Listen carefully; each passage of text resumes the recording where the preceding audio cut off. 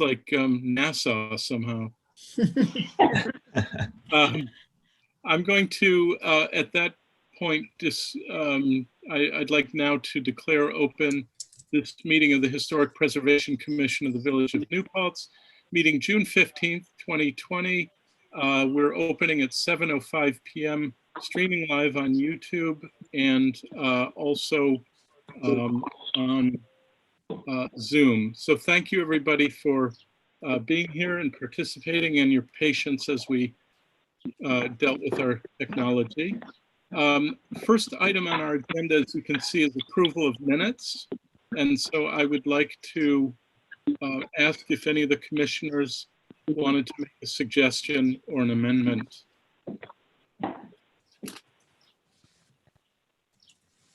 The minutes look good to me. I wouldn't suggest any changes. Thanks, Camilla.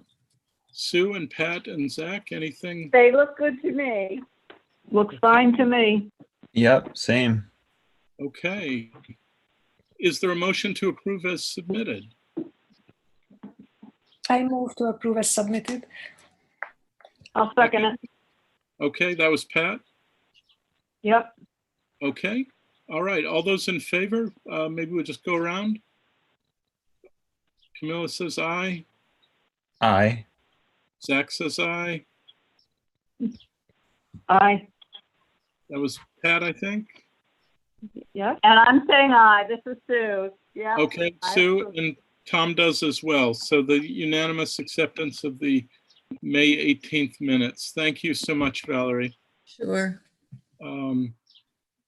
I think those can go away, or actually we can keep the agenda up for a second. So everyone, just to overview our agenda tonight, in just a few minutes, we'll go to HPC 2005, which is an application for Mr. Paul J. Smith at 115 Huguenot Street to replace a front porch and facade, or front porch on his facade. We have the drawings and the application for that. Sometime around 7:30, I would like to open for any public comment surrounding recognition of African American history. After that, we've invited Josephine Bloodgood to help us understand that history. She's got some illustrated slides which she'll go over with us. And then we'll go to our usual other business agenda, starting with Bill's report from the village board and some updates from me and others. So I think that we can begin discussion of HPC 2005 and a special welcome to Mr. Smith. Welcome to our meeting. Thank you. Valerie, could you kindly bring up the application? It's just should be just about now showing up. Yep. And I will confirm that I have everything I need for opening the public hearing. We've got all the neighbor notification requirements met. Wonderful. Okay. Thank you. Mr. Smith, is there anything you wanted to add or expand upon in the application? I don't think there's any real additions to the application now. Okay, terrific. Well, it's a very thoroughly done application, and we thank you very much for that. You're welcome. How about commissioners, before we move to opening a public hearing, are there questions or comments around the application?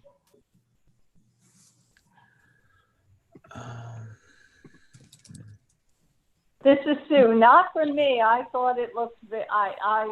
I liked the looks of it, but that's it's a personal thing. I thought it looked very, very nice, and I thought it was it accurately fit the house.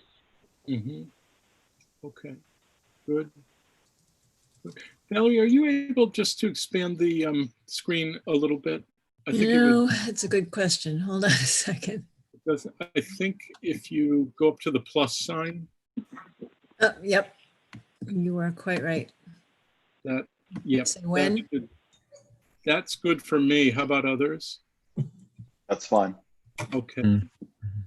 So I would like to second and endorse what Sue said. One of the things that struck me as really positive about the application, in addition to being very clear and clearly drawn, is that the decision architecturally is very consistent with the rest of the house. There's a pretty strong Greek revival quality to the house. This really looks very, very in keeping with that. And it also will have, as Mr. Smith, you described, it's also got a pretty important practical effect of protecting your door. Yes, I've been here for 10 years and I'm going to be on my second very soon. Yeah. Well, let's hope that this will solve it. It certainly won't hurt. Correct. Okay.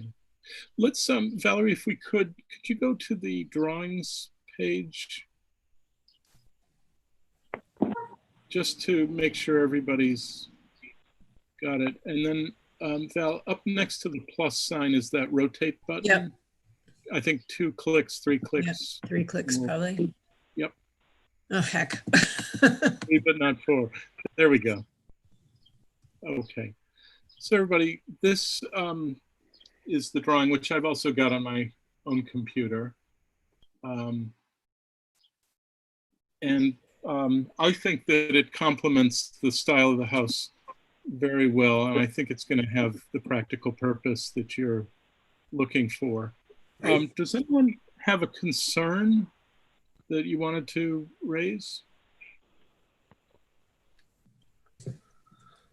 Not from me. I think it's going to be really a nice enhancement to the facade.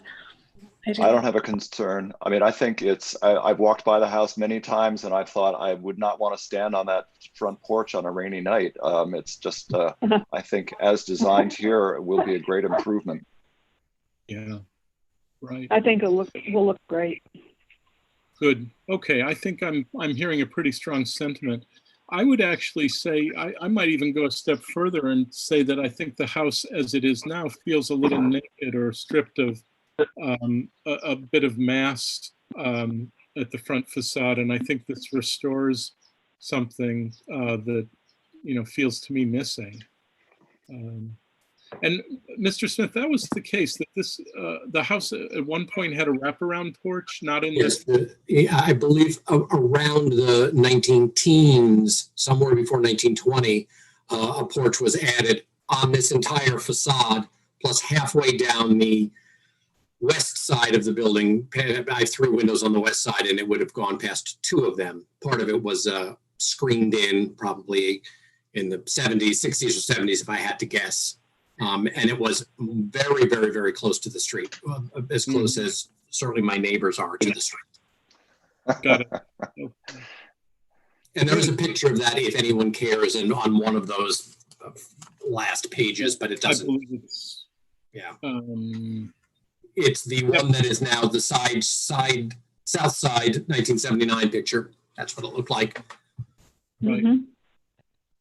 It's, to me, this is interesting because the architectural distinctiveness of the house really has nothing to do with that porch. Yes. I think what you're proposing, in fact, brings the house back to what it was intended to be, I think. Yes, if I had more space, I mean, if I wasn't, 8, 9 feet from the street, I probably would have looked for a slightly bigger one. I wanted to go for something that was celebrating the Greek Revival period. So I did some research, and so that's why I sort of chose the style and the size that it is. Mm-hmm. Good. Could I just return, Mr. Smith, to a conversation we had over the phone? So in terms of materials, it's going to be wood, and it could be pine, it could be poplar, but it's going to be wood. Correct. Okay. I think that also augurs well for a successful project. Correct. Yes, that really is about, I mean, that's really what it needs to be, I think, as well. So good. Yeah. There's one thing that you might think of, and I'm speaking out of experience here. You might talk to your contractor about a stable material on the pedestal of the two pillars. Mhm. Just because the wood in contact with seeping water may shorten the life of it. And Yes. nowadays you can get some pretty good fiberglass bases, PVC bases that can be painted just like wood, and they'll save you potentially having to do maintenance. If I guess what we probably would go with if this is okay, is that the columns themselves would be wood and just the very, very bases of the columns would be a material that would be much more suited to rain and snow. Yep, that's exactly what I Literally meant. just that very, very tiny little bit at the bottom. Yep, it could be an inch, it could be a couple of inches, but I think you'll be glad you did. Exactly. Right. Commissioners, are there any comments or questions before we see if anyone would like to move to open public hearing? Yes, No. I was wondering if it's not totally clear from the drawings, but will the columns be circular or square columns? Square. Okay. Yeah. I think circular would make it much more pretentious than it really needs to be. I think something simple with square would. Yeah, I agree. I like the example images that you have on the third page. Those are all Yeah. square columns, I noticed. Yes. Mhm. Yeah, I tried to look for examples that were close to those. Most of those are slightly more New England, but I really liked the square, and I thought that it made it very much simpler. And then it also matches exactly the way my facade of my house currently is. I mean, literally, it's this exact outline. It's just up against the house. Right. Just be pulled out. No, I think that's a great point. Zach, have you heard everything you needed to? Yes, yeah, that was my only question. I think it looks good. Good. Was there something else from my colleagues? No, Okay. Not from me. Okay, thanks. Is anyone interested in making a motion to approve the application as submitted? We need the public hearing, Tom. I'm so sorry. Motion to open public hearing. A minute ago, I remembered that. And anyone willing to move to open public hearing? I move to I- open public hearing. I second. Okay, I think I heard Zach and Sue in that order. All those in Yeah. favor of opening public hearing? Aye. Aye. Aye. That's Aye. unanimous. Okay. So now I call upon the talents of Valerie. Valerie, are there any comments from the public coming to you through YouTube? Tell you in a sec. Okay. I am not seeing comments at this point. Okay. All right. Why don't we give that just another minute to make sure? Any other questions, comments, observations? Okay. Very good. Mr. Smith, is there any chance the project can happen this summer? Is that the hope? No, it'll probably happen as soon as it cools down. So I would guess probably in September would be really. I want to get it before the next winter hits us. Got it. Got it. Very good. Okay. Valerie, nothing on YouTube? One sec.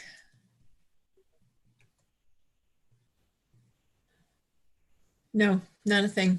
Okay. Is someone interested in moving to close public hearing, having no comments from the public? I move to I'll close. move. Okay, I think I saw Camilla first. Moved by I'll Camilla, second it. seconded by Pat.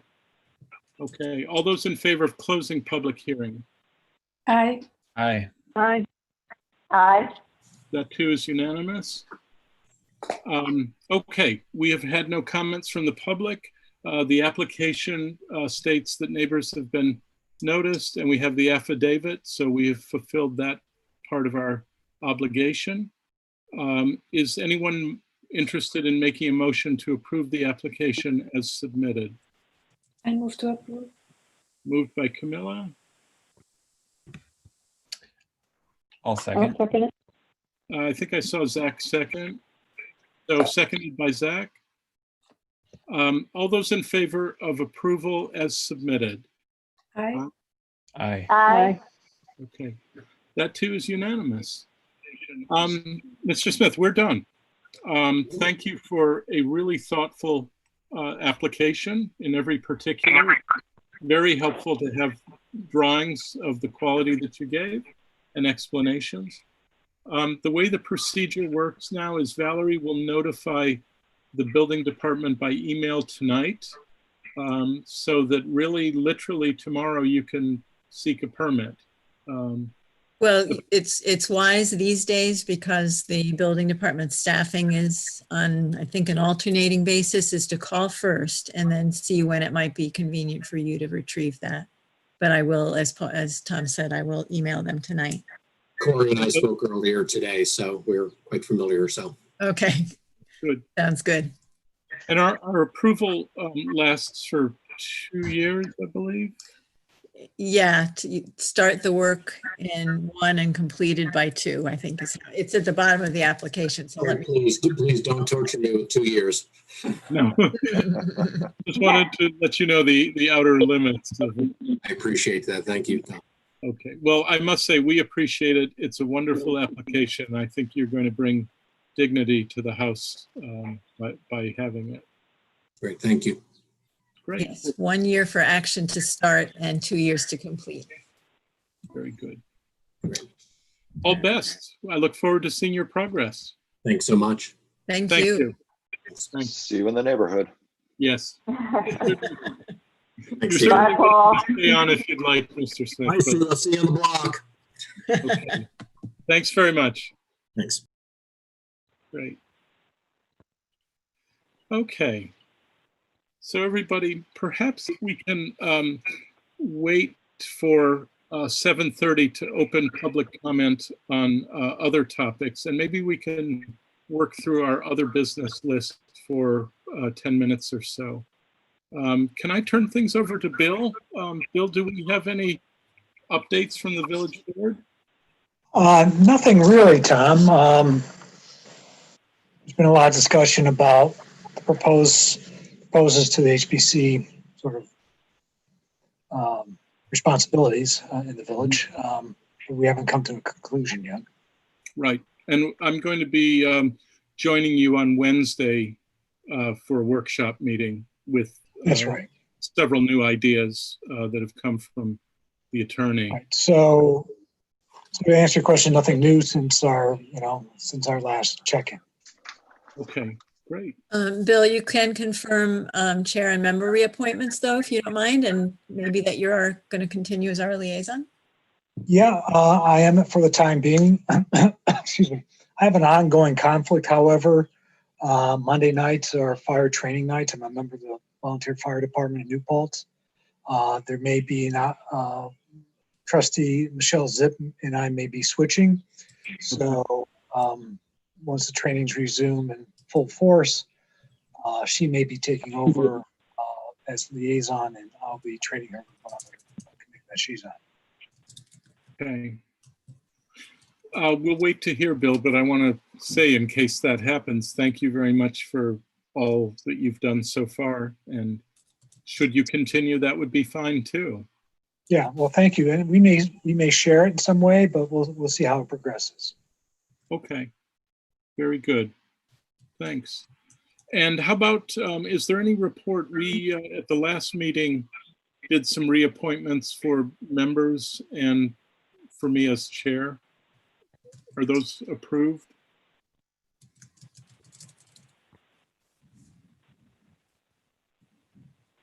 Oops, I think I lost Bill. No, I'm here. I'm sorry. Oh. You just broke up with your question. I'm sorry. We wondered if the reappointments that we had recommended to the board were approved. At our reorg meeting last week, I believe they were, yes. Okay, terrific. Thank you again very much. Let's go to Camilla, item B1. Camilla, what's the update on the virtual art show? I think it's been quite successful given the limitations of this year's possibilities. We had a good viewing, I imagine. I'm not sure how many of the people who reacted to the art show were actually local or maybe out of towners, but there seemed to have been quite a good traffic on the site. And the HPC had some new likes on Facebook as well as an organization. I'm not sure if that's because of the art show itself or some other issues that have been ongoing lately.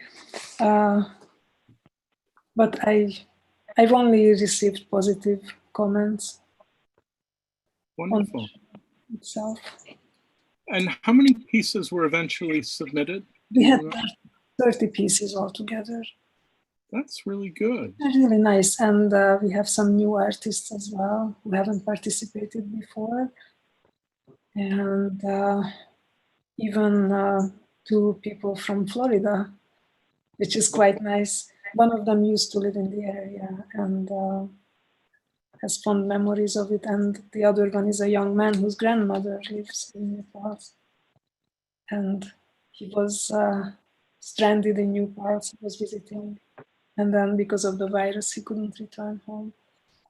So he turned to art. That's good. Yes. That's good.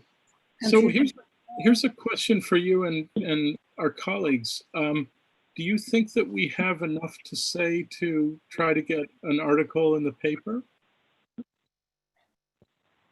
I think so. I mean, based on the number of art and the quality of the art, definitely I think it's on par with previous year's shows.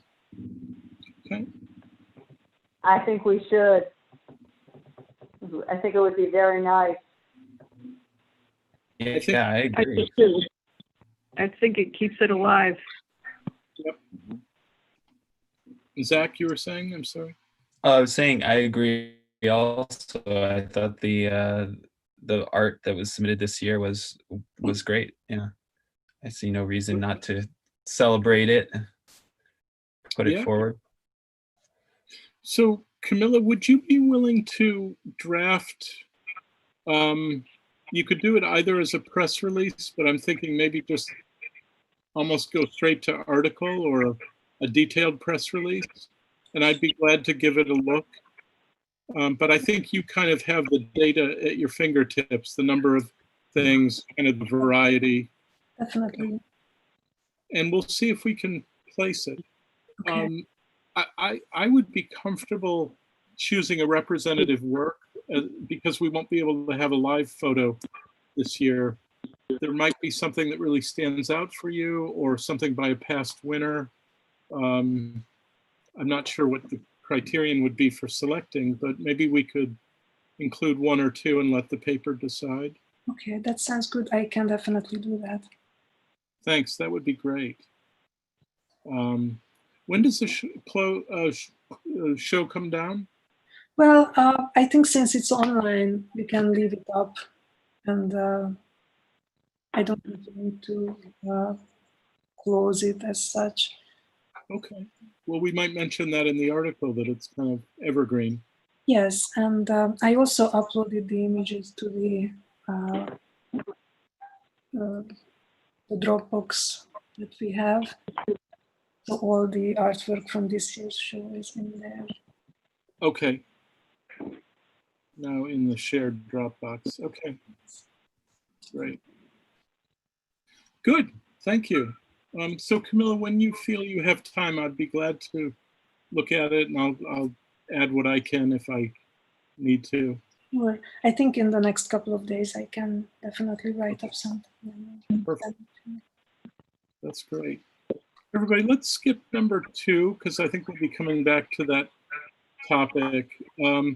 And I can say very briefly that the Community Preservation Plan Task Force has now completed a full draft. They're actually going to be presenting it to the town on the 18th of this month. And as far as I know, they really don't need anything from us. Historic preservation is represented as part of an overall preservation plan, which I think is very good synergy for our cause and everybody else's cause. By any chance, does anyone have further information? Okay, I don't. that's all I know. And I reached out to the chair today, but I didn't hear back in time for the meeting. How about item number 4? Any updates, Zach and Camilla? I actually was discussing this some more with Ariana today about adding another page on the village website, and so that's moving forward, definitely possible. We also researched some ways to add image galleries, and so I think I have a pretty good sense of what it will take to create those pages now. And Okay. yeah, I'm hoping that we can start putting up the images soon. Terrific. Great. I will keep uploading new images as I make them. That sounds great all around. Excellent. So let's sneak in one more report and then we can go back to public hearing. Do you have anything specific about the Reformed Church, Sue? I do not at this point. I'm sorry. That's okay. Valerie, Pastor Mast let me know that they're ready to move forward on it. They have the funding they need in the plans. There is some backlog, I think, at the building department at this point. So it's really just a matter of when they can actually move forward with the permitting. Okay. Great. So it's a step forward, and it sounds like we'll be seeing an application at some point. I think what I asked Mark for was a bit of a more detailed description so we know whether the need for an application is there. This will be on the back of the building, but I think he talked about a ramp or some other kind of structure needing to be built, and I haven't heard those details yet. Okay. So I think let's keep that on the agenda for the next meeting and keep our ears open. Okay, will do. Okay, great.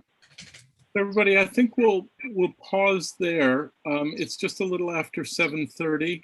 And so I would like to ask if any members of the public have any comments concerning Jacob Wynkoop, the builder, or the houses, or the general topic of recognizing New Paltz's African-American history. And Valerie, maybe you can keep an eye out on YouTube for any comment. We'll do that. And if Josephine has returned, we can shift the screen sharing to her whenever she's ready. I think that would be fine.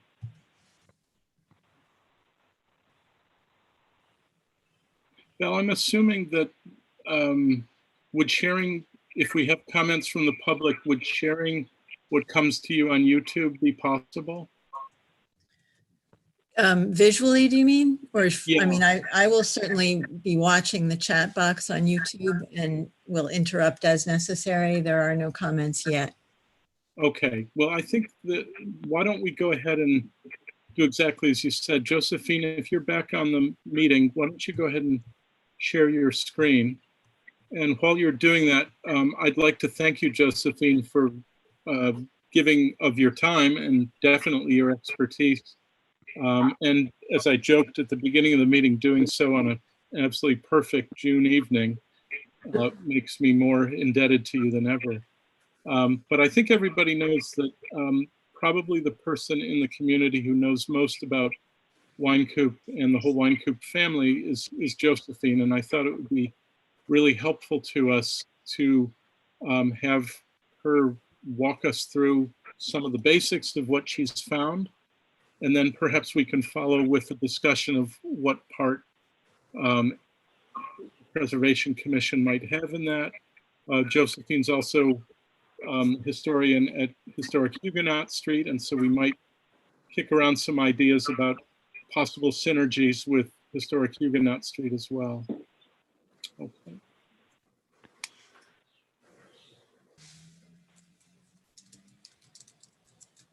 Great. Well, thanks for having me. I'm very happy to be here. Are there, should we wait for any more public comments or questions? Or just I'm tell not me if you want to start.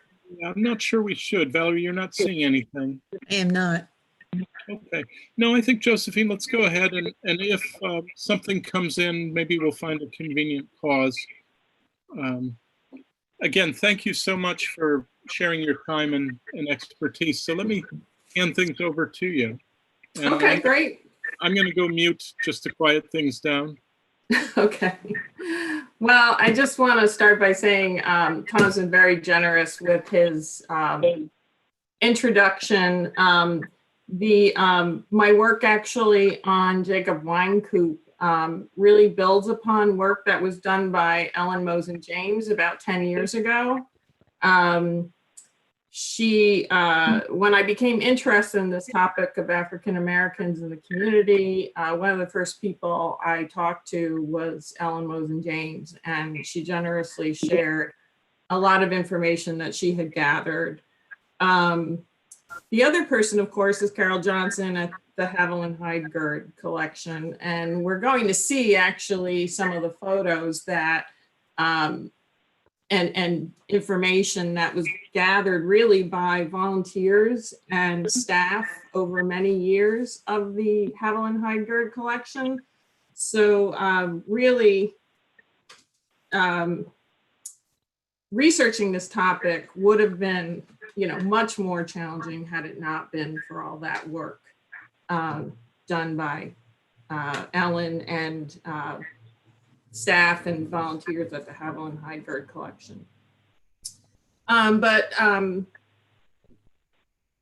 So a few years ago, I did an exhibit inspired by an account book in HHS's collection by John Hasbrook, who was the first African-American eligible to vote in New Paltz. And in learning about John, I also learned about Jacob Wynkoop, and that there were several houses just, around the neighborhood of Huguenot Street that he had built. So last year I did an exhibit at Huguenot Street about Jacob and the houses. And this PowerPoint is the same list of houses with a few minor edits that I shared with the HPC last year. And except for that, in this case, I've presented them by the street or the area they're in, rather than chronologically, because I thought it might kind of make more sense or be easier to follow along. So this is Jacob Wynkoop's house at 17 Mulberry Street. As far as I know, this is one of the first houses he built on his own, although obviously he must have been working with other carpenters. Unfortunately, it was demolished in the mid-90s, but fortunately, William Rhodes, who many of you will be familiar with, did document this house in the early 80s.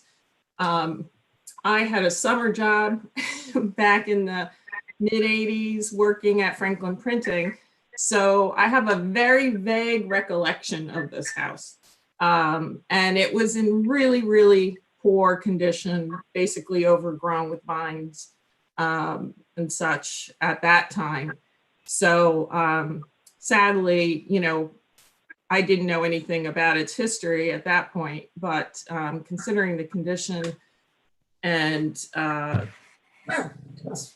you can kind of understand how that happened.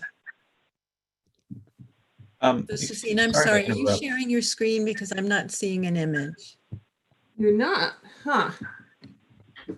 Is anyone else? Let me try again.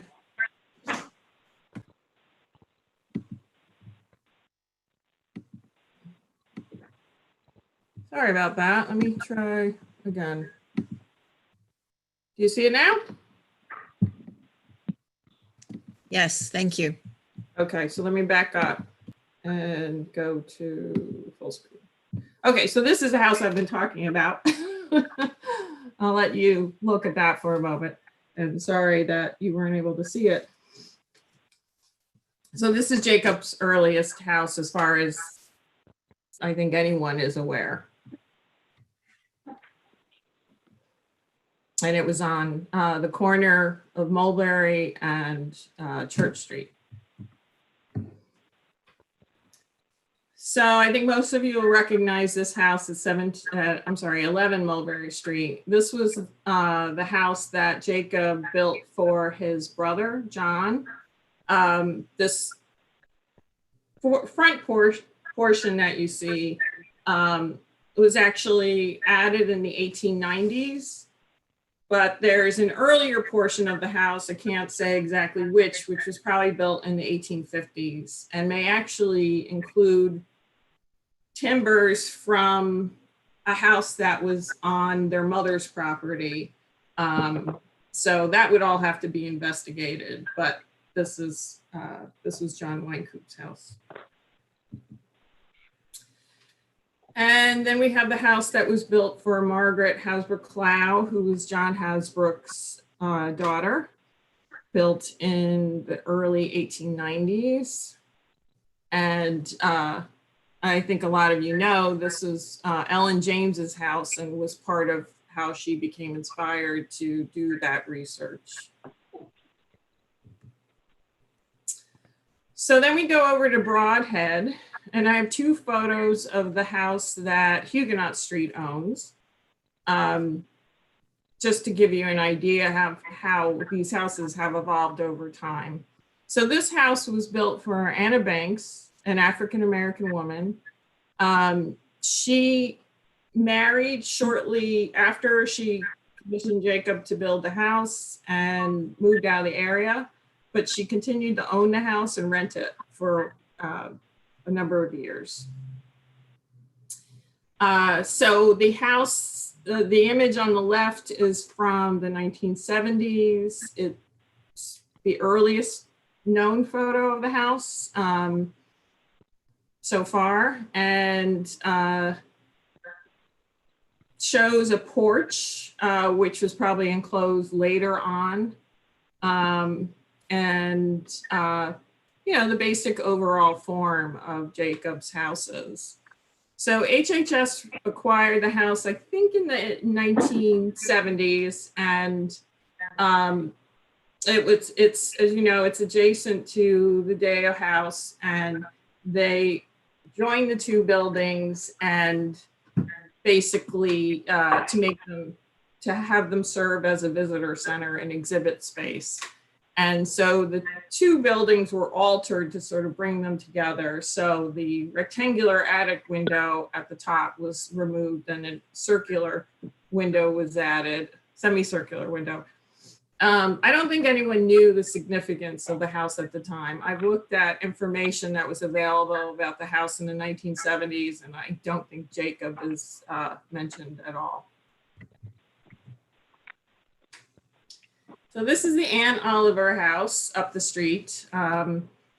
This is built around 1885. It was actually built or started by George Depew, who was a white builder, and Jacob Wynkoop. But later, Depew is credited for the house. So he probably finished the house or played a more significant role in completing it over time. It's definitely important to note that there's lots of information available about other houses that Jacob worked on, but he was not the lead carpenter. And so the houses aren't credited to him. All this is based on newspaper clippings, actually, in the Haviland Heidgerd collection.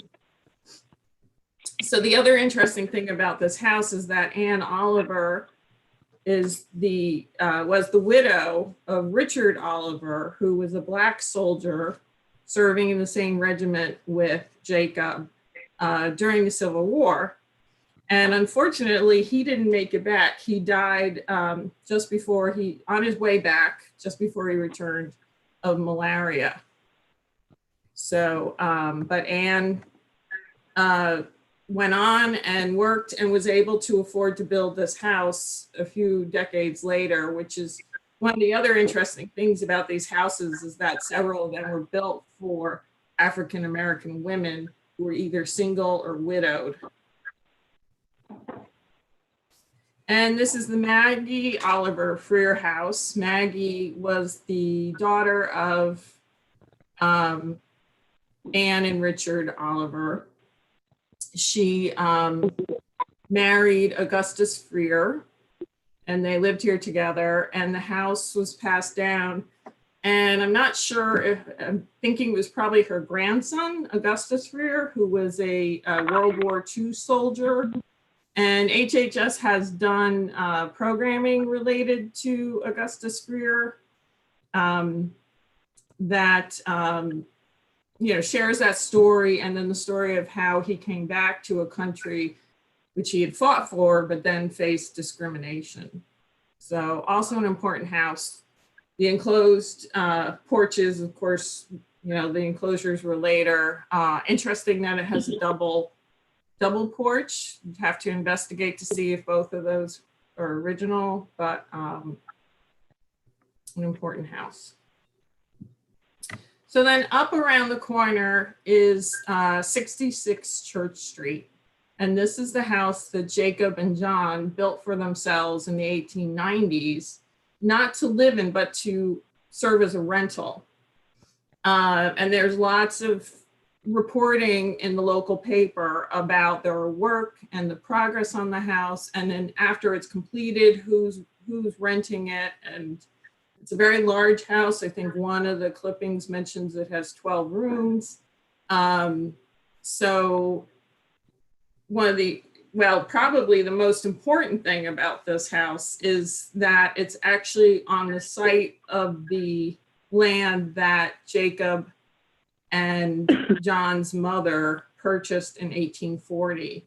And that is the first known purchase by an African-American of land in New Paltz. So very significant property for that reason. And then we move on to Church Street. This is the Charles Freer house at 43 Church Street. In many ways, I think this house, you're able to kind of see the basic design of what Jacob was working with, the simple gable end to the street and the pointed attic window that he became that we see in several of the houses he built, which if you look at a house next door, they may have an arched window in the attic, and it could simply be a matter of having less sophisticated tools on hand to do those. But an interesting house. And then unfortunately, the faux brick and the railings have all been added. But I think, you can kind of visualize what the house, the simple kind of house that would have been, commissioned from Jacob. I also just know offhand that this is noted as the 5th house built on Church Street. So that whole area is really interesting. The houses go up very, very quickly, and there's several different builders doing them at the same time. And this is a house that is no more. It's sort of across the street from the house we just looked at. It was demolished and replaced in 2006. Sadly, I have no idea what the condition was at the time. In this photo this is from '84. You can still see the pointed attic window and a porch that looks pretty early, if not original. So I'm very, very grateful to Marion Ryan, who of course is a former employee at the Haviland Heidgerd collection for taking this photo. So if you haven't been in there, you know, they just have files and files on all, you know, every house. And this was really, you know, a labor of love by a lot of people over the years. So I think it's a good example of what, you know, where this information is coming from. And if we didn't have this photo and the photo that Bill Rhodes took, we wouldn't even know what these properties originally looked like.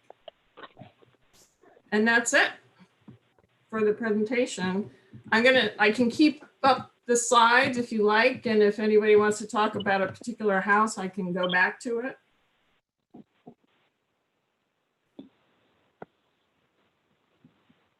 Tom, I think you're on mute.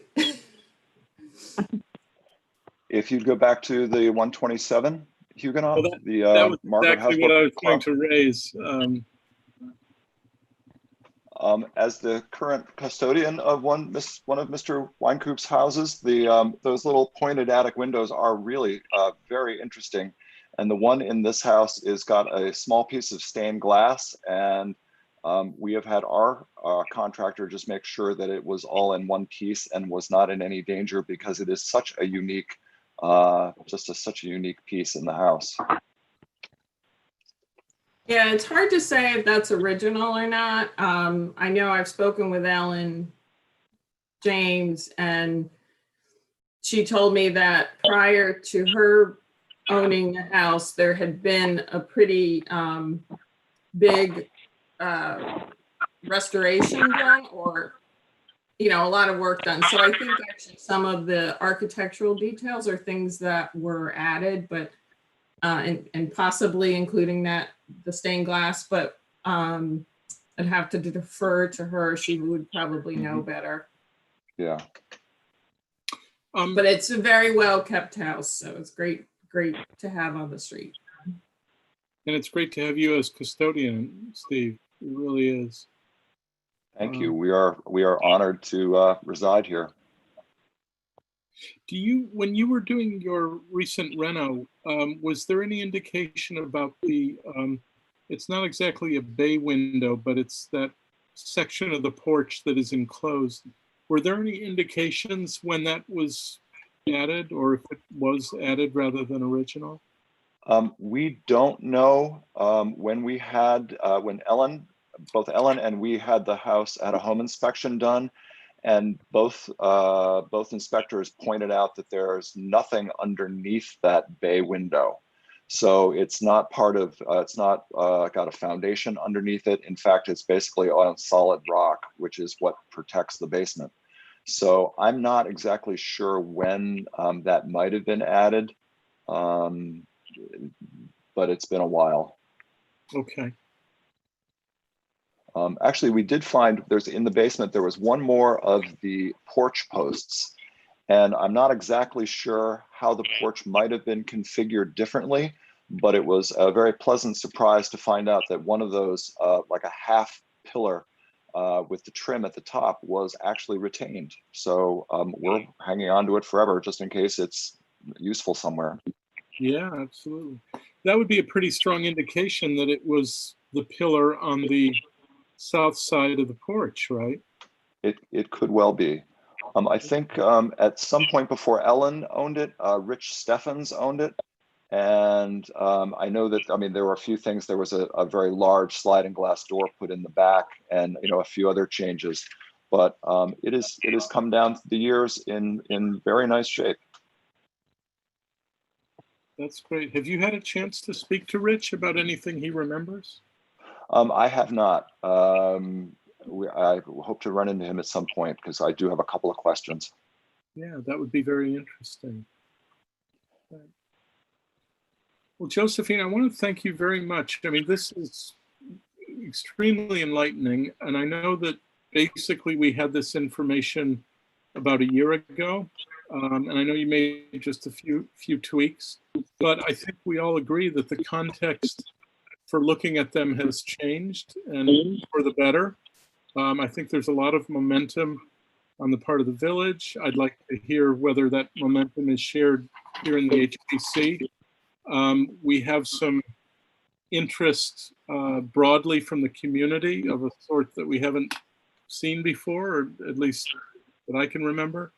And so I'd like to maybe make phase 2 of this, thinking about what options we might have for recognizing, protecting, landmarking, bringing to public attention the whole kind of cluster of Wynkoop, his houses, and his place in the turn of the 19th century New Paltz economy. I wanted to just maybe update people to let you know, although we didn't have any comments from the public tonight, I did receive communication, not always about Wynkoop, because several of these messages mixed in burial ground and general recognition points with Wynkoop. But I heard from Carol Bergman and then had a phone conversation with her to follow up. We had an email from someone named Alexis Sweet, and I invited Alexis to submit comments for our consideration. That didn't happen. Just today, I heard from someone called Billy Rittenhouse offering to volunteer toward any efforts around these issues. Stephen, of course, offered at the last meeting the windows that came out of the house in order to have the replacement windows. So we've actually got potentially some original Wynkoop windows. I heard also from today, also too late to reply, from Chris Owens, who was looking for clarification around some of these issues, said that the social media environment has churned up a lot of things that are confusing to him. And so he would like clarification, which I'll be happy to do when we get a chance. And Valerie, I feel like we also had another message from someone whose name I'm afraid I've forgotten, but I know I replied.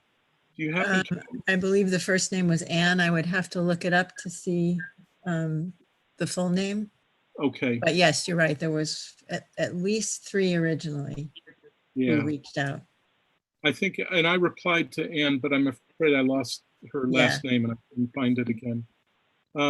So I guess everybody, that's a way of saying that, you know, there are definitely signs of interest, expressions of interest in the community. So I'd like to open up a general conversation about what we think might be possible or appropriate around Wynkoop in particular, but we've also got the question of some burial grounds. We know of the one on Huguenot Street, but there are, and we know of the one on Pencil Hill. We know something about the one on Pencil Hill, and there's a very good possibility that outside the village and maybe inside the village, there are others as well. So maybe we can just go around. It's so hard on video to know when somebody wants to talk. So I don't know, can we just go around and hear what people are thinking?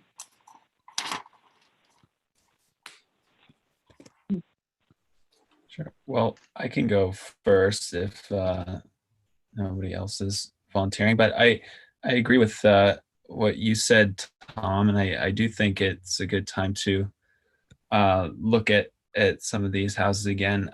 I feel, especially with 66 Church Street, that we should recognize that structure. It seems like it's still in good shape, has been like retained a lot of its original character.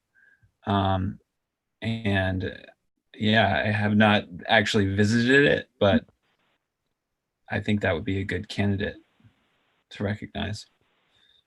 Josephine, would you be able to just go back to that slide so that we can all refresh? Yep. Also, given its location on that the history of that piece of land, I think gives it a little extra significance. Okay. Anything else, Zach?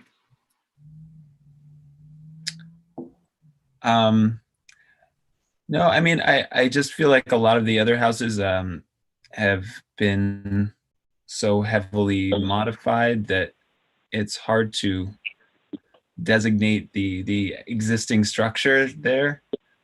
But you know, maybe there's something else we could do with plaques or recognize, you know, just more information that people could see on the property. Mhm. Great.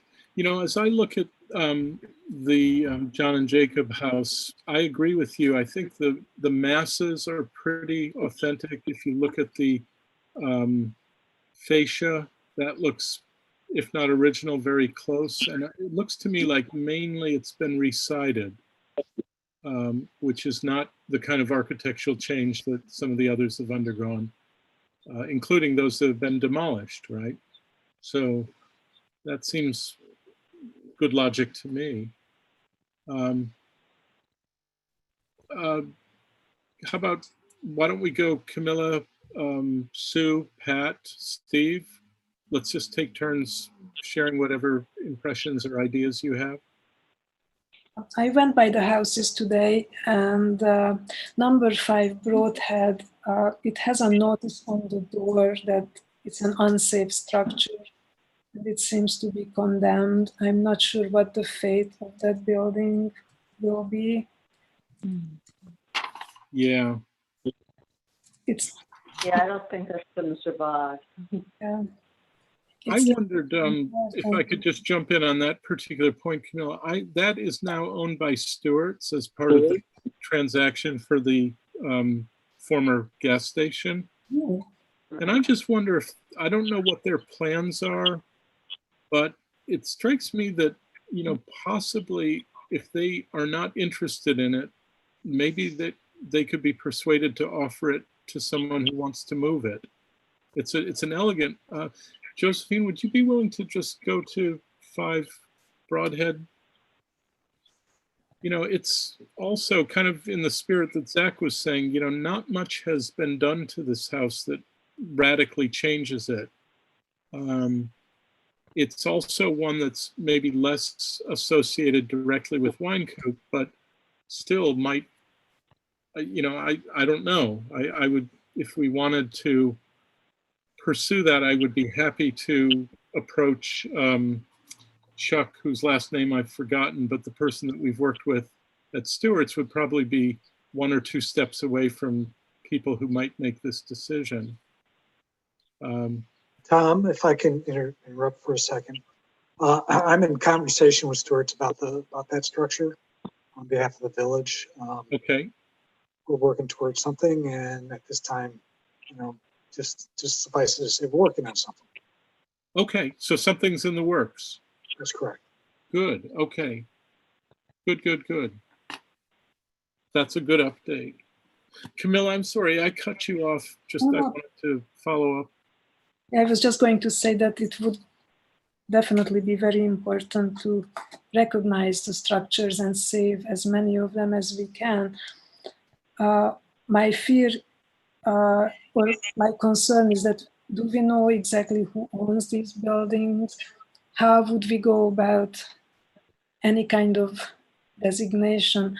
It seems like some of the properties have been rented out, and I don't know if landlords or absentee landlords would be welcoming any kind of designation. Maybe we could make it enticing to them somehow, given the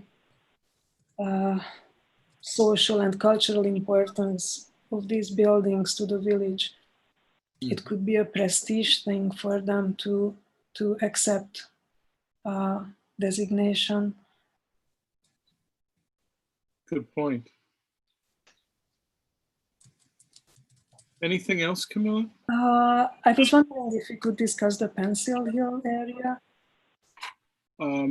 Sure. Could we maybe just go through the houses? I was kind of thinking that those are 2 separate issues, but could you please remember to help me remember to come back to it? Sue, how about you? Any thoughts on I'm sorry, can I just ask Oh, one- sure. we were thinking even before this meeting in the past, we were thinking of some kind of recognition with plaques uh, or some kind of markers. Would those actually provide any kind of protection if in the neighborhood any work would be done, for example? My guess is no. They are not. The only thing that triggers that kind of review is proximity to a designated landmark. I mean, we can seek counsel on that, but I'm pretty certain that a plaque doesn't do anything. Right. And I was wondering if we could designate any or all of these buildings based on, as I said, not necessarily the remaining architecture, but the person who built them, since they were an important member of the community and had significant social importance to the area and New Paltz. We can, Camilla. It's one of the 5 criteria permits that. And, I think that allows us to Zach's point earlier, some of these structures really have a very dubious claim on architectural distinction. I mean, first of all, they were built in a very vernacular and pragmatic way. And most of them have been pretty seriously transformed. But we do have the ability to landmark on the basis of historical personage and cultural history. And I think those are potentially strong bases. Yeah. And I guess we can also say that each of these buildings have the signature of the builder, which could be a significant architectural trademark, so to speak. And those might qualify as well to designate just one feature, or recognize one feature as significant, even if the building itself now is in disrepair or has been altered. I mean, I think the most striking feature is that gabled end and then that pointed attic window in several of them. Camilla, have you said everything you wanted to? I think so, yes. Thank you. Sue, how about you? Thoughts or suggestions? I agree with both Camilla and Zach. I think that it may be a bit of an uphill battle to trying to get them designated with the owners. And if that doesn't happen, at least we need to have a plaque with something explaining the history, explaining why the house is important, so that the general public, when they walk by, can see it. And I would say I would want that even if the house was landmarked, because if it's landmarked, unless you know the history, a lot of people would wonder why it's being landmarked. So I guess the challenge is going to be to talk to the owners of these buildings and try to convince them that this is something that is important to do. So that's good. And, we also want to play the long game. I mean, renovations can be removed. Buildings can inch their way back to something more, architecturally authentic. And buildings get bought and sold, right? So, we sort of choose our example, but maybe 66 Church Street is a great example. That building is not so far gone that a more preservation-minded owner couldn't do something to restore it. I think you're onto something. Pat, how about you? Thoughts? Yeah, I think really landmarking would be great, and also noting the history and somehow tying them all together in the history. You know, if a plaque was put on one house, relating it to the other houses and maybe mentioning where they are. Mm-hmm. Josephine, do you have any idea what the cost of historical markers is these days? It's got to be a lot of money. Well, I know that, you know, it's possible to buy a sign that is basically, you know, a marker, without having the house being on the historic register. Right. And I don't know a price offhand, but I know that the house just past the Jewish Community Center on North Chestnut Street. Mm-hmm. Carol told me that homeowner had a sign made for his property, based on, you know, the research he did. And so there are, you know, it is possible to do that, and he would know the company, but you know, there are probably others available online. Yeah, we've worked with one that supplies our landmarking oval plaques, and I'm pretty sure they're called Erie Landmark, and Okay. I think they do casting of, you know, the large historical markers as well. Based on the cost of those little ovals, I mean, it's going to be probably thousands for a unique descriptive. Yeah, there is a foundation, the Pomeroy Foundation, that supports having these made. But they have a specific time frame that they're willing to fund, and so you'd have to make sure that the house, you know, the project fit within that time frame for them to even consider it. Okay. But that might be something to look into. I can send you the info on that. That would be lovely. Yeah, that I've never heard of that foundation. Pat, was there anything else you wanted to add? No, thank you. Okay, thanks. And Steve, how about you? Thoughts? Well, I mean, just looking at this picture of 5 Broadhead, I mean, this house is kind of tough to love. I mean, obviously you can see where it came from. I'm very glad the village is considering doing something, but it's, you know, it's a challenge to commemorate both Wynkoop and his houses. But speaking as a homeowner, I would be interested in a plaque. I'm not sure I understand all the distinctions yet between something on the National Register of Historic Places or landmark status, so I wouldn't really want to comment on that. But I certainly would be interested in helping to commemorate Wynkoop. Good. You know, Steve, I can speak maybe after the meeting or at some point. I did a little bit of research or a little bit of asking up in Albany, and a possibility may present itself that you and Christine could think over. So I'll do that in a more private way than this, but you know, if you have an interest, there may be a way to satisfy that. Okay. And at some point, it's been so difficult to welcome you onto the commission at exactly the moment COVID-19 prevented us from ever sitting down and talking these things out so that it's clearer, but maybe we can move toward that. That would be nice. Yeah. Val, during this time, there's been no comment from the public? None at all. Okay, all right. Well, I'm going to move forward. We'll come back to Pencil Hill in just a... Oh, Camille, I'm sorry.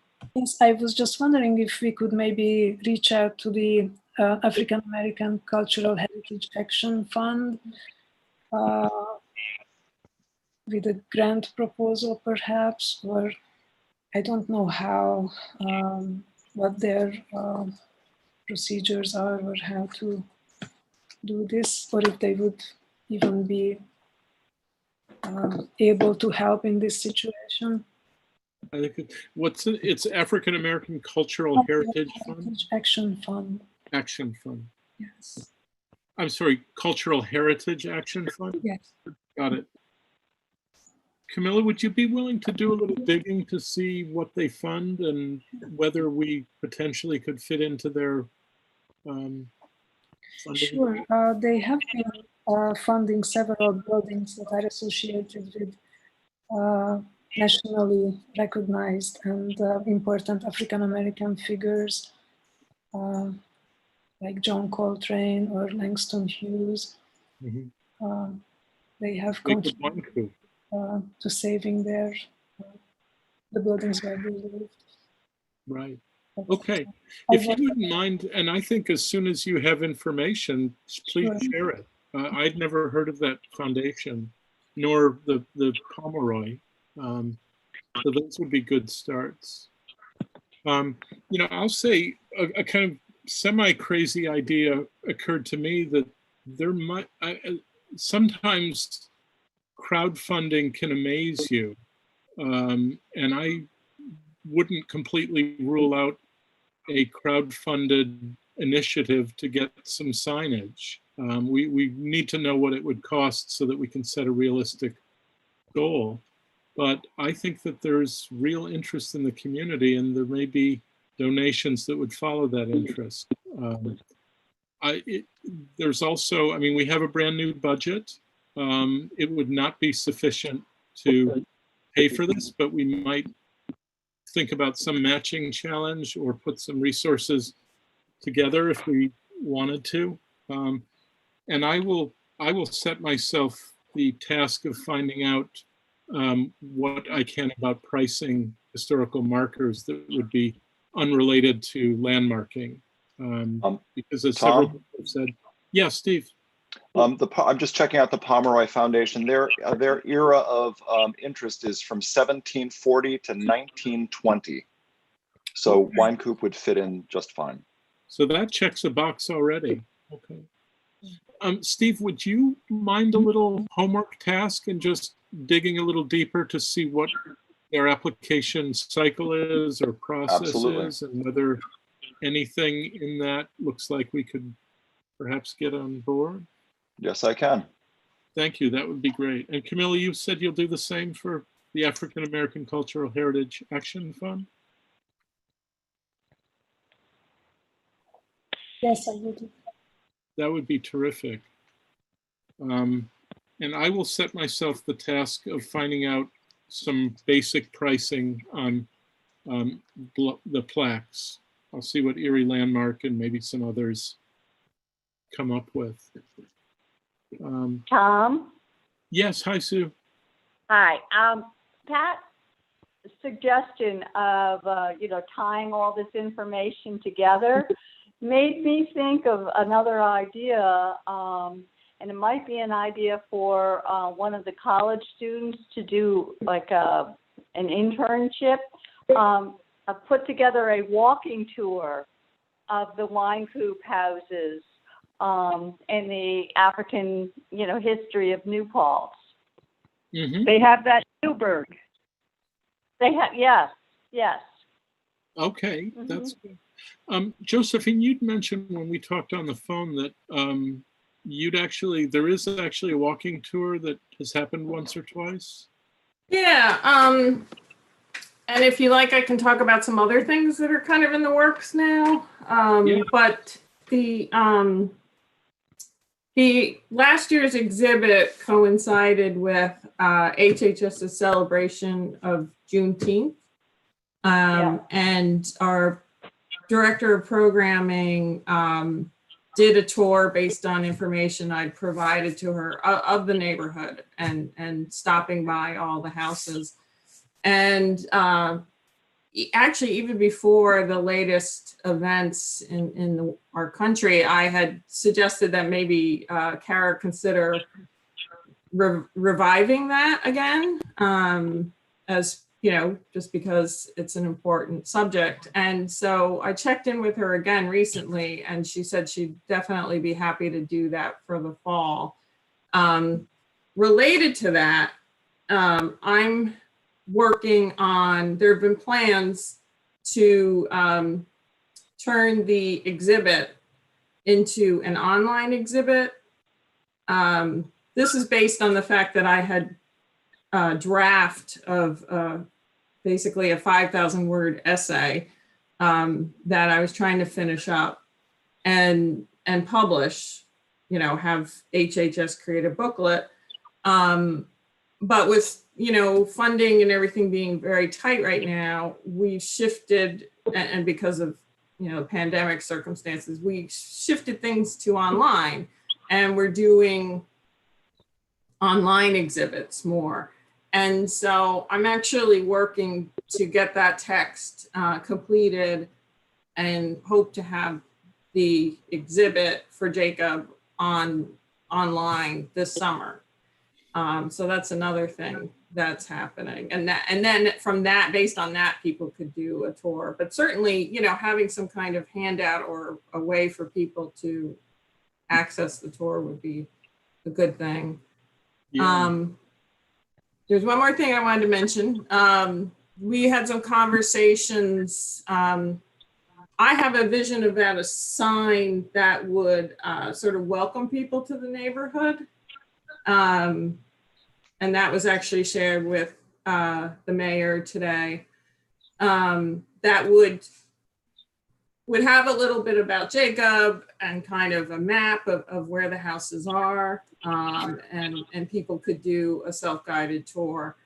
And while that gets sorted out and the village is, you know, considering their options, HHS, I'll be creating a sign for the front of our house that will basically provide a map, and it'll be adjacent to the rail trail. So hopefully it'll catch people's eyes, but it would help direct people to the neighborhood and the history behind the houses. And Josephine, that's a kind of synopsis sign that would kind of give people at a glance the big picture.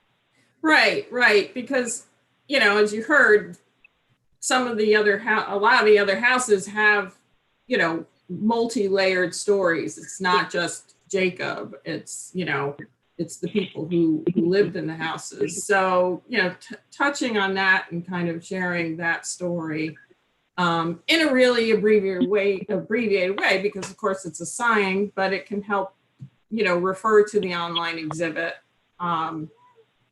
and bring attention to the subject and hopefully honor it. Mm-hmm. I wonder if, you know, I don't know whether there's a lot of logic to having QR codes on signage that wants to be permanent, but, you know, there could be some use of a QR code on materials that are distributed that take people to a more in-depth thing that maybe we host or you host or we both host or we redirect to our respective websites. I don't know, you know, because nobody can really know what happens to technology. It's probably not a very wise thing to put a QR code into a, you know, cast plaque. Right. Maybe there are other ways to kind of get the synopsis view directing you to the deeper view. Yeah. Yeah, one thing to be aware of with the Pomeroy, the historic marker signs, is they're very, very limited in terms of, you know, the number, the amount of information, and even the number of characters per line makes it complicated to try and figure out. I tried to figure one out one time and it was very tricky. So just keep that in mind. Just so you know, what I'm talking about is more like a, you know, full color sign that would, with images of the houses and a map and that kind of thing, more of an interpretive signage. Okay, got it. So the Pomeroy Foundation doesn't stipulate number of words, right? It's just, it's limited by what the classic cast historical mark.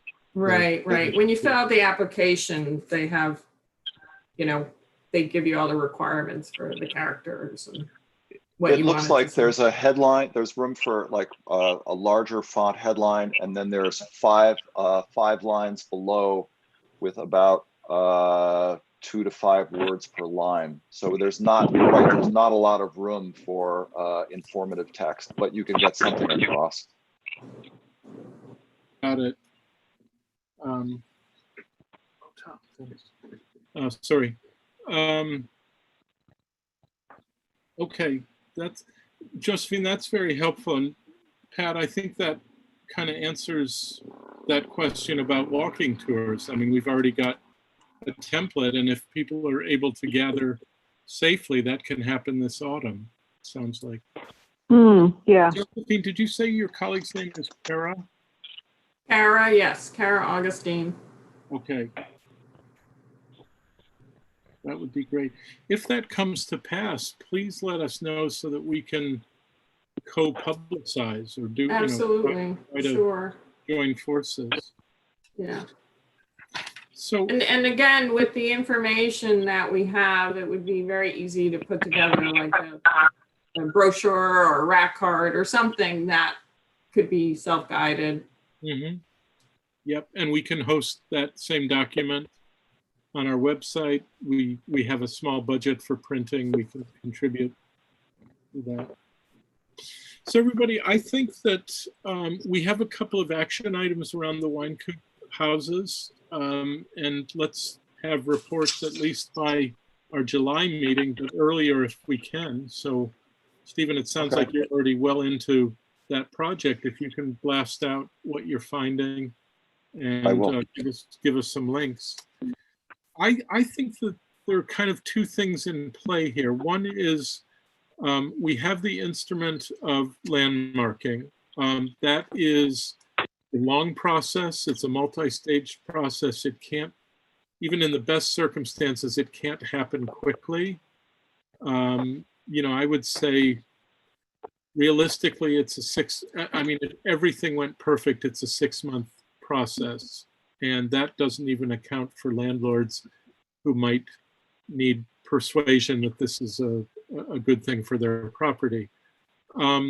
However, the sorts of things that Josephine was just mentioning and that we're talking about can happen really quickly. We can produce a document, we can educate the public very, very quickly and at low cost, or at least potentially low cost. We can do signage that's disconnected from landmarking. And if landmarking should occur, we have plaques that can go on the structure themselves. So I think we've got some options. And I think we should think really hard in the next couple of weeks about what makes sense, try to share information and findings. And I would like to stay in touch, Josephine. And you mentioned that the mayor contacted you today. We've also talked, I think there's real energy in the village as well. And I'm going to be talking not really about this, but on Wednesday night, we're having a workshop meeting about code revisions. And I would like to use that occasion just to let them know that we're working on this. So I think everybody, part 2 is what Camilla was saying about the Pencil Hill Cemetery. Camilla, why don't you go ahead and go on to that topic now? Number 1 Pencil Hill Road, that house, I'm not sure which part of it is original. It's very difficult to decipher. That house has been altered so many times, it seems, and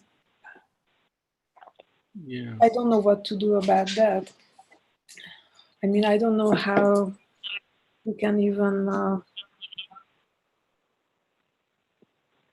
identify which parts were built by Brown Coop and which were later additions.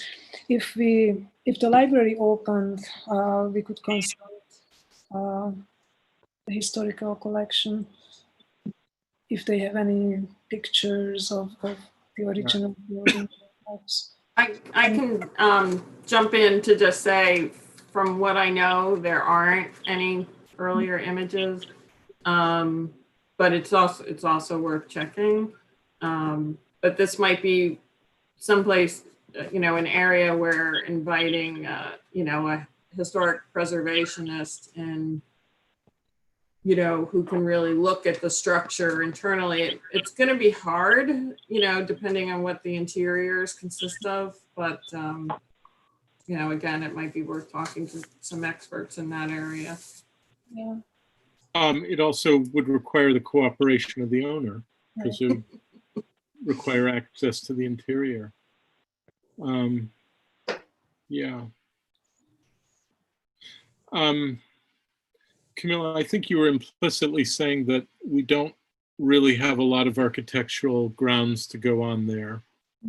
We don't really know what is inside that structure that might be original, and to the passerby, it's completely transformed. And I'm not sure how we could determine where the church or any burial ground, if there are any, in fact, in that area. I don't know how we could determine where they are unless we hire someone with equipment that can see underground. I don't know how that's possible or how much that would cost. Do you have any wisdom on that, Josephine? There is I'm forgetting his name, but there is a professor at SUNY who does ground penetrating radar and has worked with Joe Diamond. So it might be something that they would consider. I will say that Carol Johnson mentioned that, Pencil Hill is basically a slate hill. And she kind of questioned that there would actually be burials there based on the conditions of, the ground. But I'm not familiar. I know that I'm assuming that was part of some of the comments that were made on Facebook or in letters, but I haven't even read those, so I'm not even sure what the purpose or what the content of that was. But yeah, you'd want to investigate that, I think, to see if that's actually correct information. Mm-hmm. And Carol's logic was that that's not the kind of soil you would ever use for burying grounds, correct? Yeah, I mean, does everyone know the story of why it's called Pencil Hill? They would use the slate to make pencils. Mm-hmm. So from what she said, it's basically just, built on stone, everything there. Mm-hmm. So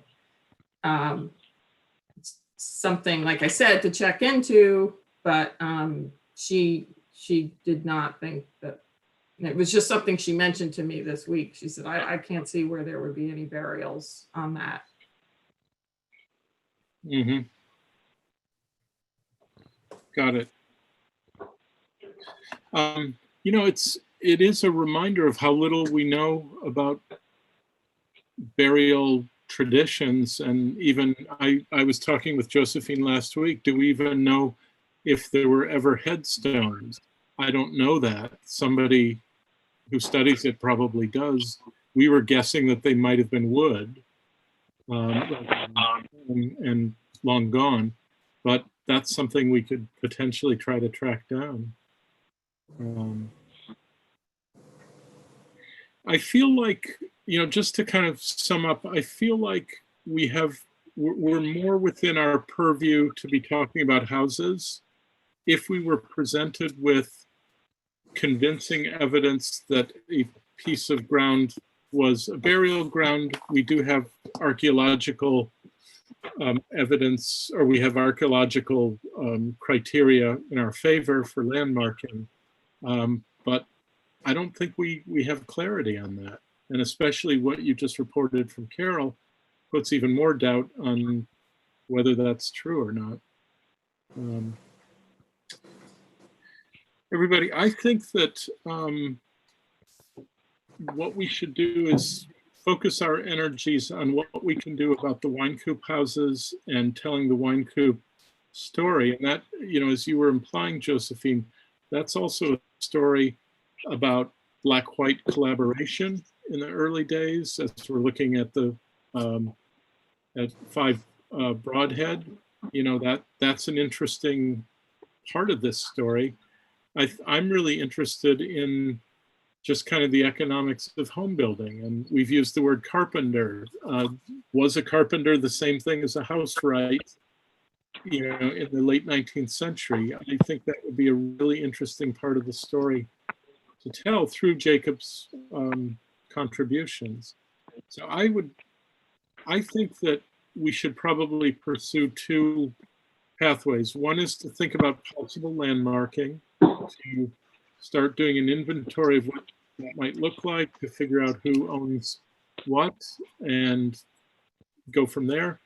And I think the other thing that we should be doing is assembling information to either help Josephine tell the story or help you publicize it if you feel like you have what you need. Whatever we can do in terms of getting a letter out to the public. Now the paper is printed on paper again as of last week. It's still a reduced version, but I think we can look forward to a full New Paltz Times pretty soon. So there's some possibilities there. We can do things with our own website. We can do things potentially with signage. Does anybody have other thoughts or suggestions around that general topic? Does that feel like, to me, that feels like the way to go, given what we know and given the complexities of meeting and all of the rest? That felt like a pretty complete list, what you just said there. Okay. Val, I hope you got that because it's out of my mouth now. And but no, I think, basically a 2-prong approach from here. I got most of it and I'm hoping we're recording. Okay. I don't know if we're recording. We're recording on YouTube. Okay, well, that will do. Yeah, and the last meeting, we're using that as the record. Last meeting, we actually recorded the Zoom meeting. I don't know if I had that possibility when we started. I'm fairly sure that this will be available on YouTube after the live yes, stream finishes. I think we had both last time. Okay, good. So Josephine, if you feel like having your evening back, please feel free to duck out, or you're welcome to stay. We're going to talk about a few other things concerning code revision and a couple of other business items, and then wrap up. Okay, well, thanks for having me. And I'm looking forward to helping share the story and collaborating with you. I think we feel exactly the same. So I'm sorry this can't be done in person, but please know that we're very thankful. No problem. So let's move on, and maybe Valerie, could you bring up the agenda again? And I guess Yes, I will do that. I need Josephine to do what she just did. Hold on just a second. I noticed that Paul is still with us. I wonder if he might have some thoughts about some of this conversation. Yeah, Paul, if you're in, please feel free to comment. Okay. Well, let's, in that case, I'd like to deal with some of the more discrete short items and then come back to B2, and a couple of other things. I think we left off at B6 otherwise. Yeah. I just wanted to report very briefly that I had a call from Andrew Willingham. He is a recipient of one of two last year's Partners in Preservation. I was so pleased to have his call because he wanted to talk about best ways forward for putting solar panels on his property and some ideas about restorations of his porch and his roof.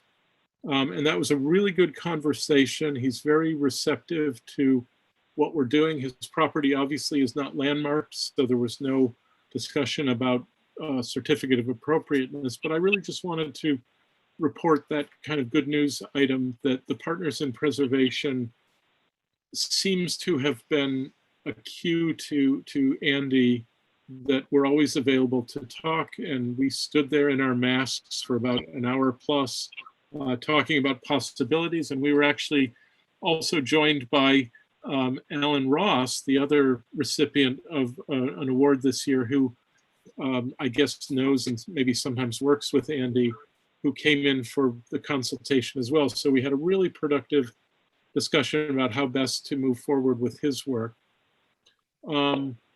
We also were consulted last month about 49 Main Street, and I think people may at this point have seen that they've redone their patio and railing area. It's still a little bit of work in progress, but much improved.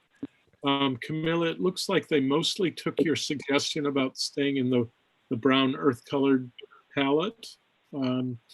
So I would say, although we weren't really given all the information and we were given the information late, we did have a role, I think, in shaping the nuances of that, which looks to me like a pretty decent upgrade.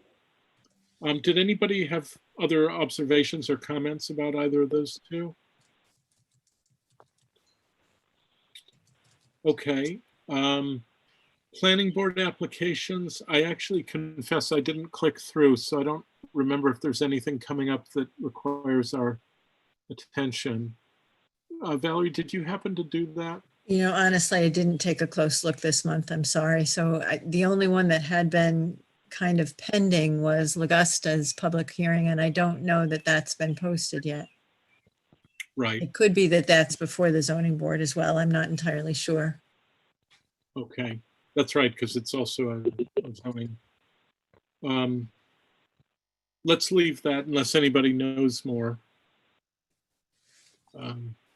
Likewise, the budget report, I meant on Friday to email to see where we are. We're actually at the end of the year as of the end of May.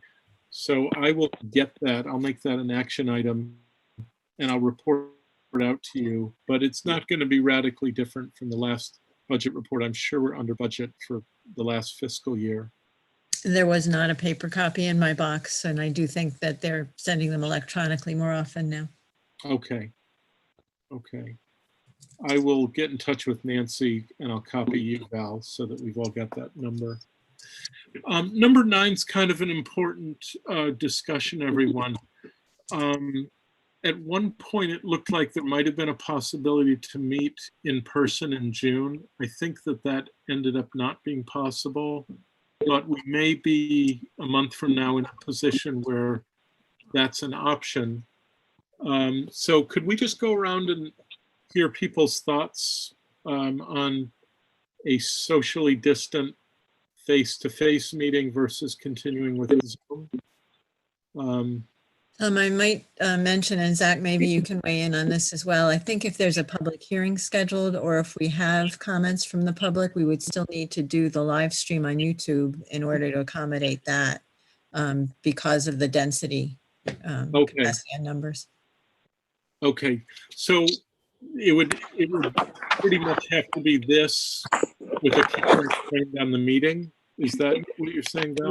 We could probably do a face-to-face meeting just with the members and the village board liaison, perhaps an applicant or two, up to 10 people, but I think 10 is still the cap. So if we have a public hearing or other opportunity for public comment, we would still need to live stream it for that purpose. Okay. Well, that's definitely a factor. Live stream for public comment rather than public record. I believe so. I can look, I believe that Ariana addressed that last month when or earlier this Yeah, month. And That's right. I can check that. She did. Bill, by any chance, is there anything from village board meetings that might illuminate where we are? In terms of what? Well, is the village board intending to meet in person anytime soon, or have you thought about protocols? We've got nothing timetable for that now. Okay. Well, then maybe this is way ahead of things, but since we're on it, Zach, if we had the option of meeting face to face, what's your comfort level? I think that within maybe a month or two, I would be comfortable with you know, a meeting with less than 10 people, probably wearing masks as well. But at the same time, you know, I'm very aware that people have different levels of comfort with that, and I'm happy to keep doing the Zoom meetings. Okay. Yeah, I think I'm pretty much the same, maybe even a little more cautious. Camilla, how about you? Your thoughts on that? I think, yes, it's difficult. I mean, it would be nice to meet in person, but at the same time, the danger has not passed completely, and maybe for another month or two, we could continue with the Zoom meetings. Okay.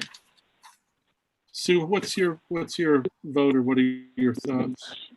Well, given all of my technical problems, I would love to meet in person.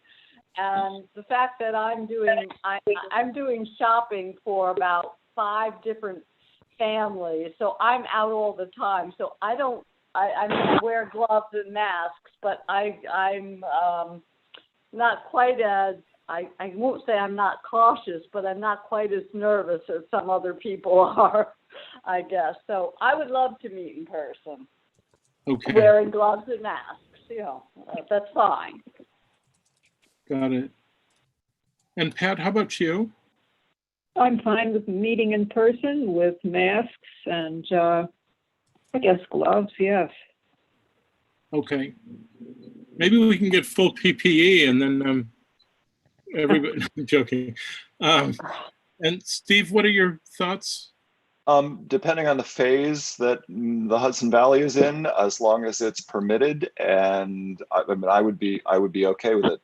I've attended more meetings through Zoom. I've only attended one meeting in person as an applicant, so I don't really have much to judge. You know, I'm sure the in-person aspect is important, and when it's time, I'm happy to come to a meeting.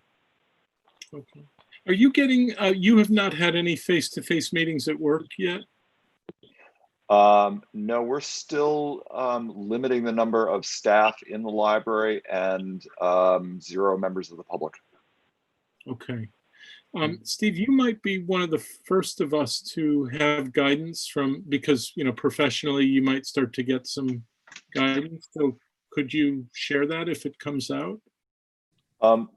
Certainly. I mean, we, as a public library, we've gotten guidance as to what we're allowed to do and offering curbside service. And so the Empire State Development Corporation is in charge of all of that. And I have followed it almost obsessively just to see what changes. And it took a long time, but I would be glad to keep an eye on that and see how how it might relate to having meetings for HPC. Mm-hmm. Okay, thank you. That would be great. So everyone, I think it sounds to me like, you know, everybody obviously agrees that we want to be very cautious, but maybe we're leaving the door open for the possibility in July of a very, very safe meeting according to guidance. We'll see how that goes. And Val, I definitely noted what you said about live streaming. Okay, good. So the other thing I wanted to talk about is code revisions, B2, and there are lots of moving parts to this. I think what I want to do is update you on probably the most central and important part of it, and then we can kind of get to the periphery of it.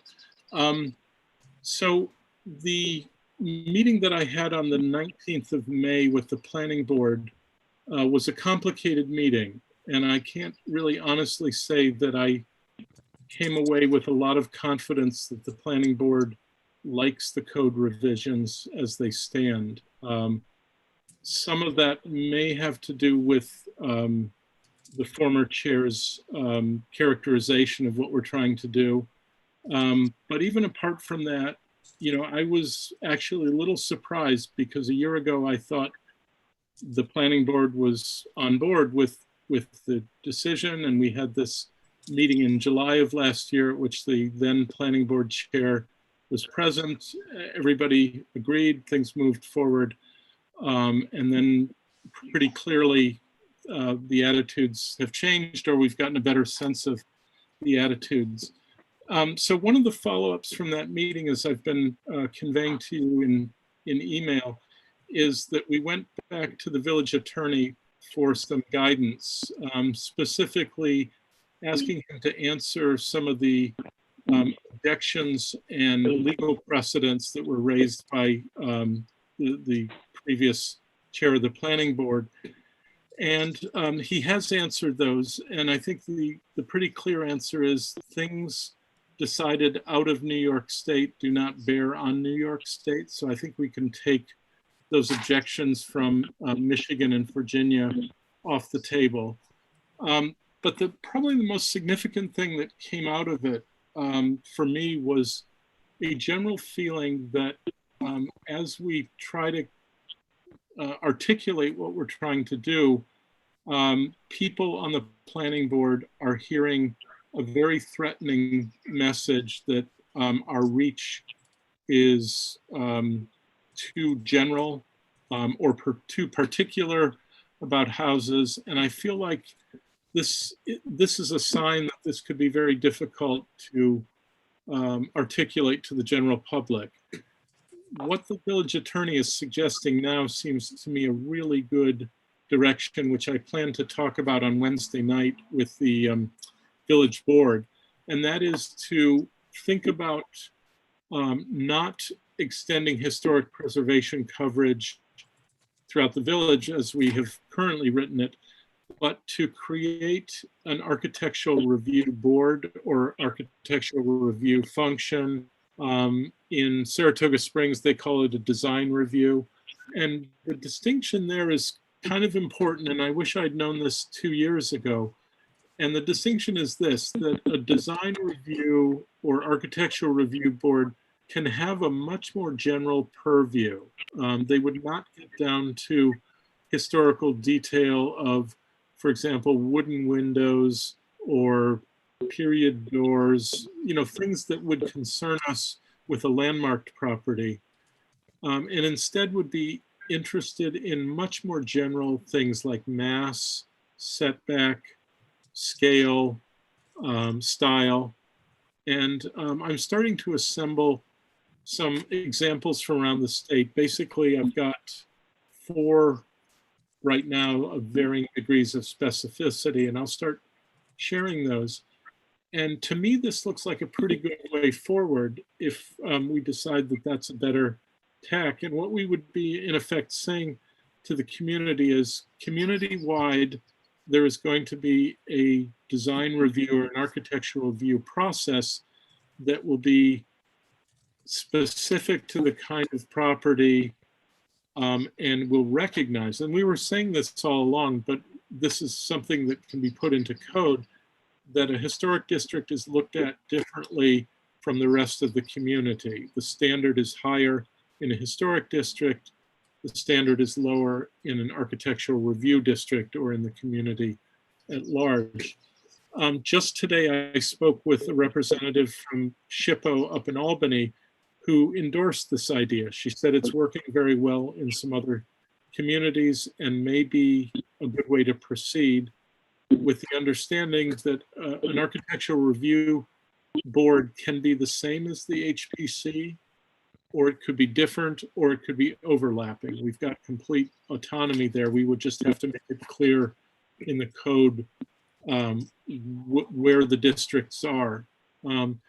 So this, everybody, is, I think, pretty encouraging after a pretty discouraging month of feeling like we're not getting our message across very clearly, or encountering resistance that I didn't think we would be encountering. I would like to ask if you would like me to present this idea in those terms on Wednesday night. And I do wish we had the ability to meet in person and really talk this out, but that strikes me as a pretty good way forward, to just kind of change gears, be thinking about two quite distinct zones or processes, and make the code reflect that. So maybe we can just go around and hear thoughts on this.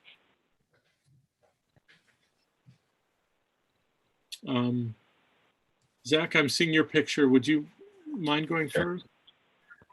Not at all. Yeah, I think if that makes the community feel better about these changes, then I like that idea. I also was doing a little more research, and I got my dad, who is an architect, Matt Bielecki, to send me some resources from different communities who have architectural review boards. So I can share those with you. The one I'm looking at here is the architectural design guidelines for the village of Ossining, New York. And I mean, these get pretty detailed, pretty specific. So I'm a little hesitant to get, to put out a big set of design guidelines with like lots of detail. But in general, I do like the concept of separating it from the HPC. Zach, that would be really helpful. I've got 4 so far. Some are quite detailed. Some, maybe it's they just don't have very developed websites, but that would be great. Camilla, what are your thoughts on this tactic? Yes, I think it would be a great idea to present it as an architectural review board, and rather than having the HPC in the capacity over everyone's orders. And I think that's the distinction that we have to make. We suggested that the whole of New Paltz would be designated as a historic district, and that's why the Historic Preservation Commission would be looking at future applications or future changes, but that the HPC would be acting as Design Standards Board or Architectural Review Board, whatever we might call it. And I think that's where the confusion came from originally. Mm-hmm. And I don't think we ever really wanted to extend our purview as a historic preservation board with strict historic preservation guidelines or standards. So if a separate board is looking at the buildings, probably it wouldn't be met with such resistance, since so many communities have architectural review boards and design standards in place. You know, Camilla, it's interesting, and this is something also I didn't really foresee, but I think that the word historic has gotten all kinds of associations and nuances in the last 20 years, particularly in the last couple of weeks, that maybe we want to distance ourselves a little bit from. In other words, architecture and design have maybe a more neutral valence to them than historic. Yes, and also the word protection, because we might not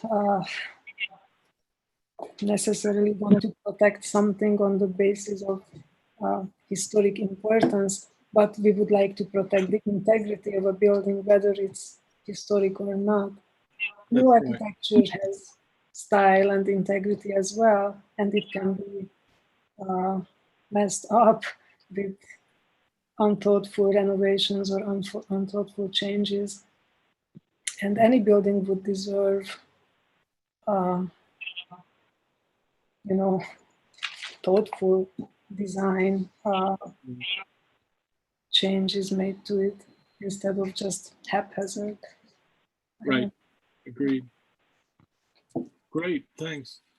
Sue, what are your thoughts? I think that your approach is a great idea. I think it's just a question of semantics, to be honest. But I think that what you're saying would be a really good way of approaching it. Okay. Yeah. I mean, I think there's definitely a semantics part to it, but I think it's also implied that we would spell out the standards for historic districts distinctly from architectural review districts. There's a nice model. I'll be sharing this with you in the next couple of days, but Saratoga Springs has a unified form, but you tick a box at the beginning to say, I'm in this district or I'm in that district. And the list is much longer if you're in a historic district. Yeah. So it's very clear in law that the review process is different and it's responding to the historical. That makes sense. That makes sense. Yeah. Okay, good. Pat, how about you?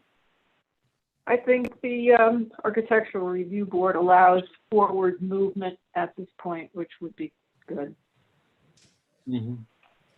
Okay, thanks. And Steve, how about you?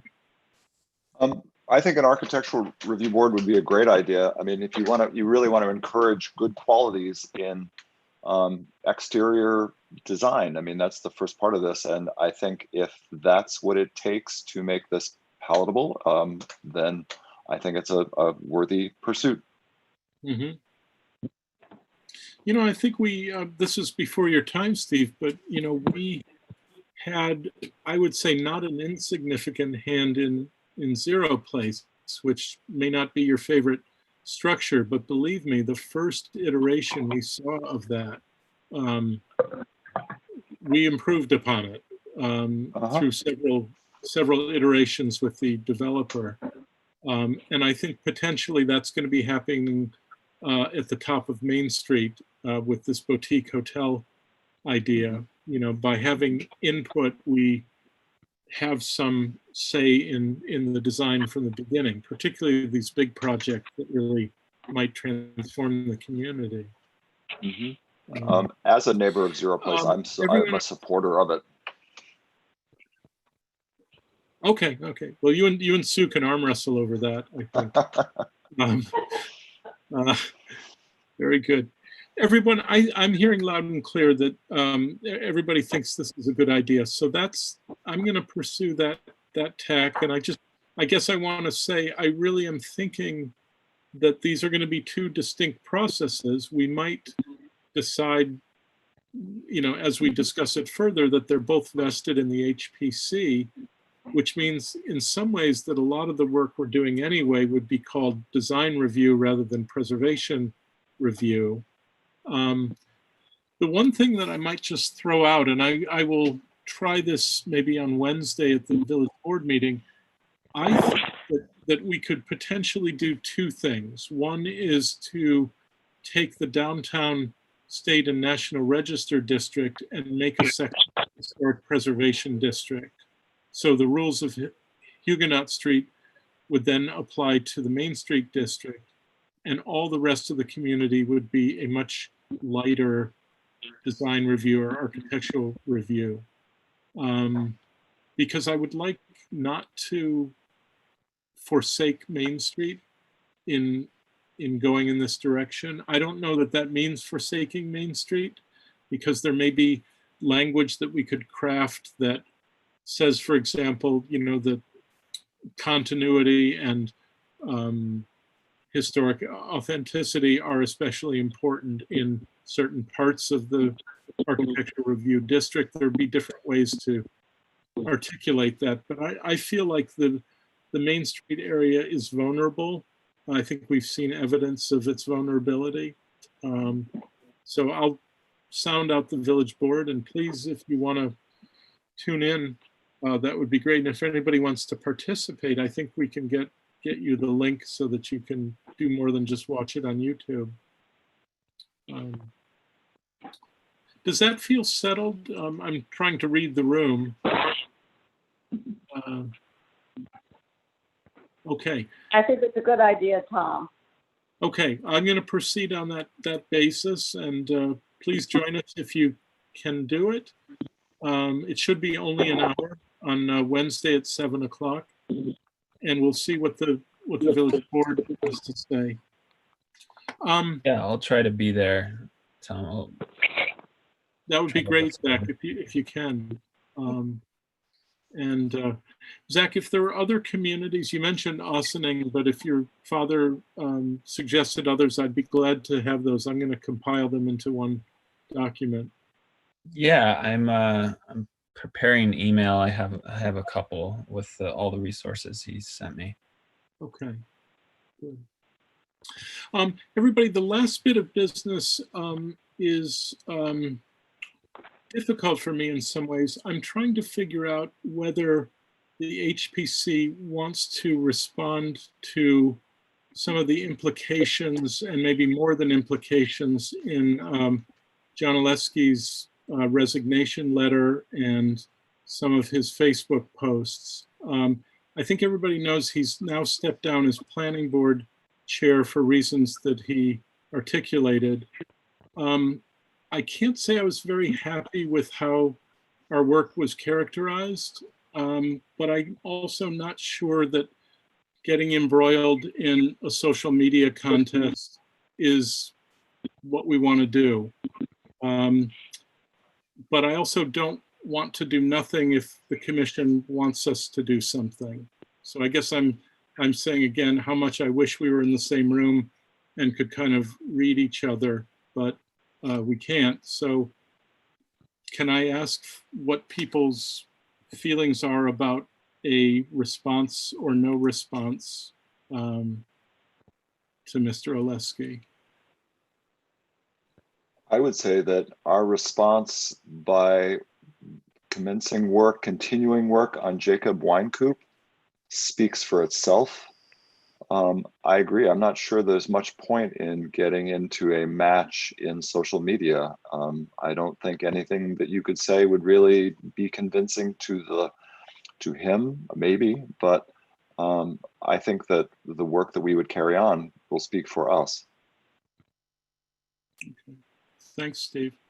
Yeah, I agree with that too. I think it's just not going to be productive to try to counter every crazy new argument or post that he makes. And it's just better to publicize our work when we have something to show, something to talk about. Thanks, Zach. I would agree. Well said, Steve. I think that there's at this point a quiet dignity and just going on and doing what we're doing is really the best bet as far as I'm concerned. Thanks, Sue. I agree with everything everyone before me said. Okay. And Pat? I agree with everybody. Okay, that feels pretty unanimous. So I think it would be helpful, Camilla, if you can follow, if we're mentioned again, it is useful to us to know. I should tell everybody I don't do Facebook at all for maybe the reasons that have just been articulated. But it is useful to know if we're being talked about. We're certainly getting a lot more queries and offers and comments from the public, and I think it's driven by what people are reading in social media. So I'm answering when somebody addresses us directly, I'm answering. But I think we will not engage. And as you said, Steve, we'll just try to get on with our work. Does anybody have any more to say about this issue? No. No, No. No, Okay. I think that's our agenda and more. Is there any unfinished business or something we might have overlooked?